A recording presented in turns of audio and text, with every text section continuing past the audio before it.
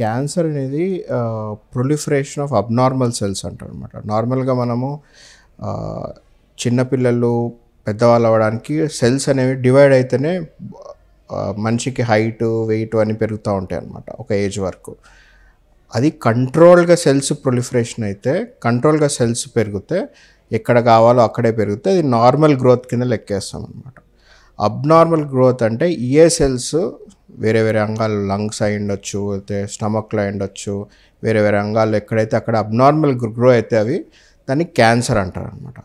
ఈ క్యాన్సర్ అనేది ఫస్ట్ ఒక దగ్గర స్టార్ట్ అయ్యి దాంతో మెల్లగా వేరే దగ్గర స్ప్రెడ్ అవుతుంది. ఉదాహరణకి ఊపిరితిత్తుల్లో స్టార్ట్ అవుతుండొచ్చు, స్టార్ట్ అయ్యి అక్కడే పెరుగుతుంది. ఒక చిన్న ఫ్యూ సెల్స్తో స్టార్ట్ అవుతుంది అనమాట, ఒక 2-3 సెల్స్తో స్టార్ట్ అవుతుంది.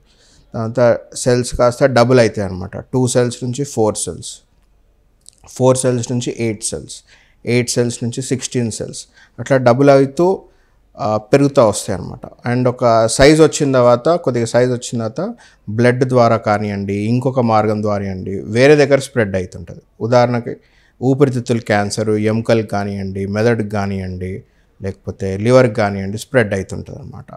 సో ఈ క్యాన్సర్ అనేది రకరకాల స్టేజెస్లో ఉంటుంది. మెయిన్లీ మోస్ట్ కామన్ 4 స్టేజెస్ ఉంటాయి అన్నమాట. సో 1, 2, 3, 4.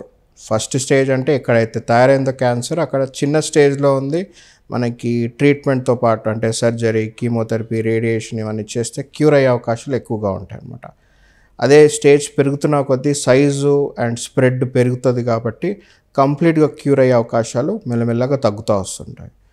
చాలా మటుకు 4వ స్టేజ్ క్యాన్సర్కి కంప్లీట్గా క్యూర్ అయ్యే అవకాశాలు ఆల్మోస్ట్ ఆల్ తక్కువగా ఉంటాయి అన్నమాట, except for few types of cancers.